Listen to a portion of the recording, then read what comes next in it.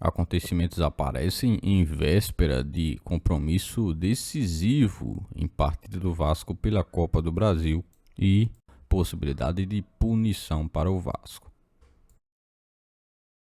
Todos os bastidores, contratações e também tudo o que acontece no dia a dia.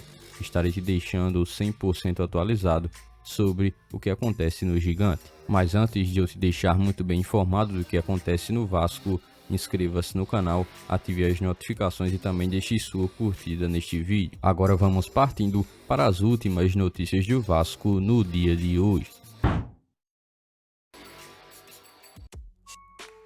O próximo jogo do Vasco pelo campeonato da Copa do Brasil é sem dúvidas um dos mais importantes de toda a temporada. O compromisso contra o Atlético Paranaense pela Copa do Brasil é uma batalha que pode definir justamente o rumo do clube na competição que é tão importante.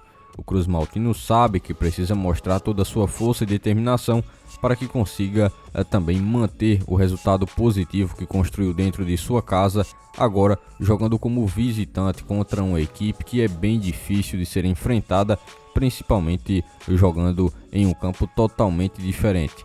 Assim, o Vasco esteve preparando durante esse tempo sem compromissos pelo Campeonato Brasileiro a presença de jogadores que permitam com que a equipe do Vasco possa ter a força máxima para que Rafael Paiva esteja também escalando a equipe dentro de campo.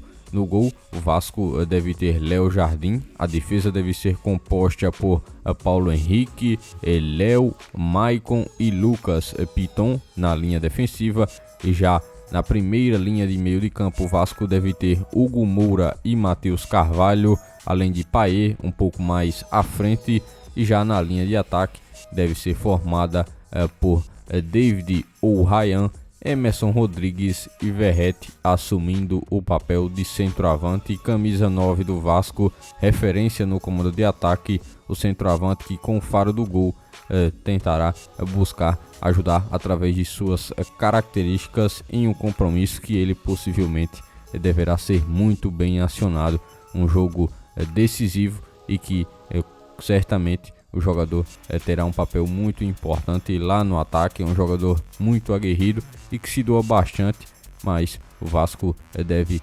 possivelmente ir com essa equipe para dentro de campo no compromisso contra o Atlético Paranaense. Lembrando que o Vasco tem a vantagem no placar, o 2-1 foi construído em São Januário, agora o Vasco necessita ter um resultado que permita com que a soma possa fazer com que o Cruz Maltino avance de fase nessa Copa do Brasil, a edição do ano de 2024, essa que o Cruz Maltino tenta chegar às semifinais. Grande parte do torcedor vascaíno esteve imaginando o que seria nesse compromisso que Coutinho estaria retornando também aos gramados com a camisa do Vasco após alguns problemas físicos que foram sentidos por ele desde sua volta. No entanto, ao que parece, o Vasco ainda não confirmou a presença do jogador na lista dos relacionados para esse compromisso. O atleta tem visualizado o seu retorno de maneira gradual com o time carioca, que claro, tem um jogo decisivo pela frente pela Copa do Brasil, e assim ter esse jogador em campo seria um trunfo a mais, sem dúvidas alguma, mas a comissão técnica tem agido com muita prudência e também buscado colocar a saúde do jogador em primeiro lugar, para que assim ele possa ter uma volta segura, 100% permitida, e que assim consiga ter o progresso dentro de campo com a equipe do Vasco de maneira técnica e tática. O jogador já não atua há pelo menos um mês, desde o dia 3 de agosto, quando o Vasco empatou com o Red Bull Bragantino em 2-2 em São Januário. O jogador não entra em campo. Naquela partida, ele sofreu uma lesão na coxa esquerda que o tirou de ação por um bom período. Essa ausência, é claro, aconteceu e tirou uma opção bem importante que o técnico Rafael Paiva utilizava em sua equipe. Agora, 2 semanas após a recuperação de sua lesão e inclusive ele estar presente nos treinamentos junto aos seus companheiros, o departamento médico tem feito toda uma avaliação de maneira minuciosa nas condições físicas do jogador e assim não quer correr o risco de que uma nova lesão possa acontecer, o que poderia afastar o jogador por ainda mais tempo. Assim, o Cruz Maltino evitará a presença do jogador nesse compromisso tão decisivo justamente para não agravar a situação no futuro. Durante o início da temporada de 2024, o Vasco foi de forma pesada ao mercado na intenção real e objetivo de contratar jogadores que permitissem com que a equipe pudesse elevar o patamar. Muitas contratações foram realizadas, muitas até algumas questionadas pelo torcedor em relação principalmente aos valores que foram acordados em contrato, e agora o Cruz Maltino pode ter de enfrentar uma situação bem importante nos bastidores que pode afetar diretamente a equipe. Marcelo Santana, figura importante no departamento de futebol da equipe, trouxe à tona algumas informações bem preocupantes sobre a gestão financeira do Cruz Maltino. É claro que essas revelações mostram um pouco que o time carioca está andando em também uma situação bem complicada. O que mais chama a atenção é o risco de transfer ban que o Vasco pode correr ainda na janela de transferências que vem.